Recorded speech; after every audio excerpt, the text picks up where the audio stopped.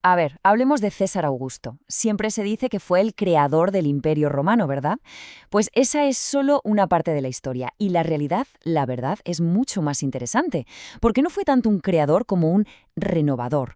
Ojo que la diferencia es clave. Él no construyó el imperio de la nada, sino que lo cogió cuando estaba a punto de desmoronarse y bueno, lo reinventó para que durase siglos. Para que nos hagamos una idea de la escala de lo que hizo, lo mejor es empezar por el final. Fijaos, a la izquierda tenemos el territorio romano antes de que él llegara al poder. Sí, era grande, pero estaba fragmentado, era un caos. Y a la derecha, el imperio cuando él muere, una entidad unificada, en paz y mucho más grande. La diferencia es que es brutal. 44 años. Ojo, 44 años de gobierno sin interrupción. Eso es tiempo más que suficiente no solo para ganar guerras, sino para cambiar por completo la sociedad romana, su gobierno y hasta la forma en que se veían a sí mismos. Pero es que su legado va mucho más allá de las conquistas militares. Él fue quien puso los cimientos de un imperio que de verdad funcionara, que fuera estable. Impuso la famosa Pax Augusta, imaginaos, 2 siglos de una paz que, bueno, que era algo casi impensable en aquella época. Reorganizó todo el cotarro de las provincias, quedándose él con el control de las más conflictivas, que no era tonto.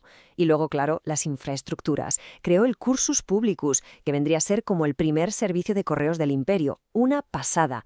Y fundó ciudades por todas partes, desde Hispania hasta Siria. Vale, ya hemos visto el resultado, la figura casi mítica, pero ahora vamos a rebobinar. Vamos a ver quién era el hombre detrás de todo esto. Empecemos por el principio, porque la suya es la historia de un heredero más que improbable, de ser Octavio a convertirse en César. Antes de ser el gran Augusto, era simplemente Cayo Octavio, un chaval de una familia con dinero, sí, pero de provincias. No era de la élite de Roma, para nada. De hecho, estaba estudiando en Grecia, lejísimos del centro del poder. Políticamente no era nadie. Y de repente, todo da un vuelco. En marzo del 44 antes de nuestra era, asesinan a su tío abuelo, el mismísimo Julio César. Unos días después se abre el testamento y, sorpresa monumental en Roma. Este joven, este estudiante del que nadie se acordaba, es nombrado su hijo adoptivo y el heredero de toda su fortuna. Es que de un día para otro, Cayo Octavio pasa a ser Cayo Julio César. No tenía experiencia, ni ejército propio, ni contactos. Su único capital, lo único que tenía de verdad, era ese nombre que acababa de heredar, un nombre que para los romanos significaba poder, lealtad y para muchos, casi un dios. Sus enemigos lo vieron enseguida, y él lo sabía perfectamente. La frase de Marco Antonio, citada por Cicerón, lo resume todo. Tú, muchacho, que todo lo debes a tu nombre. Pues bien, cogió ese único activo que tenía y lo explotó con una genialidad increíble. Y aquí es donde vemos su verdadero talento. Su ascenso al poder no se decidió solo en el campo de batalla, sino en la opinión pública, en la mente de cada ciudadano romano. Augusto fue sin duda un maestro de la propaganda. Entendió que controlar el relato era tan importante como controlar las legiones. Hoy en día sería un genio de la comunicación y las redes sociales. Usó de todo, monedas, estatuas, edificios, discursos, todo para construir su imagen y, por supuesto, para destruir la de sus enemigos. Su táctica era brillante. Básicamente, se encargó de que las guerras civiles no parecieran guerras civiles. Él no luchaba contra otros romanos, no, que va, luchaba contra enemigos de Roma. Por ejemplo, Sexto Pompeyo, que era hijo del gran Pompeyo.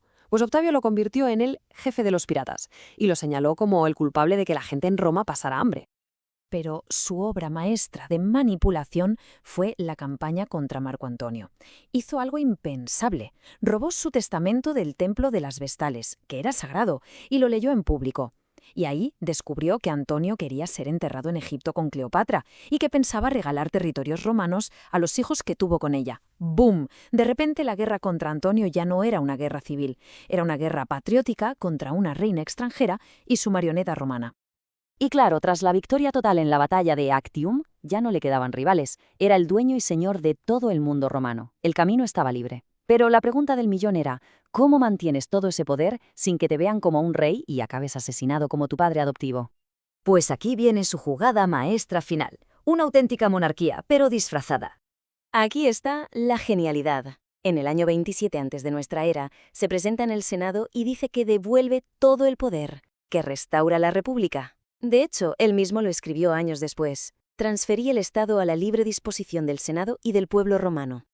Claro que todo esto era una ilusión, una fachada construida con un cuidado increíble. Por fuera todo parecía una república, pero en realidad todo el poder lo seguía teniendo él. A ver, pensemos, tenía el mando absoluto del ejército, el imperium, tenía el poder de los tribunos, o sea que podía vetar cualquier ley que no le gustase. Y por si fuera poco, acabó siendo el Pontifex Maximus, vamos, el jefe supremo de la religión. Lo tenía todo atado. Hasta su nuevo nombre, Augusto, el que le dio el Senado, lo colocaba en otro nivel. No significaba rey ni dictador, sino algo más parecido a el venerable o el sagrado. Lo ponía en una esfera casi divina, por encima de los políticos de a pie, pero sin romper del todo con la tradición. Muy listo. Y este es el corazón de su genio político. Creó una realidad completamente nueva, pero vendiéndola como si estuviera restaurándola de toda la vida. Fundó una monarquía en la práctica, pero con el envoltorio de la república, un sistema que los historiadores llamamos el Principado. Al final, si hay una palabra que define todo su legado, es esa, ambigüedad. Un emperador que vino después dijo de él que era como un camaleón, que cambiaba de color según la situación, y no le faltaba razón. Entonces, ¿con qué nos quedamos? ¿Fue el Salvador que trajo la paz y la prosperidad después de un siglo de guerras civiles? ¿O fue el tirano que lo consiguió a base de purgas, propaganda y montando una autocracia disfrazada? Pues la respuesta, como el propio Augusto, es complicada. Fue un personaje fascinante, y su legado, 2000 años después, sigue generando debate.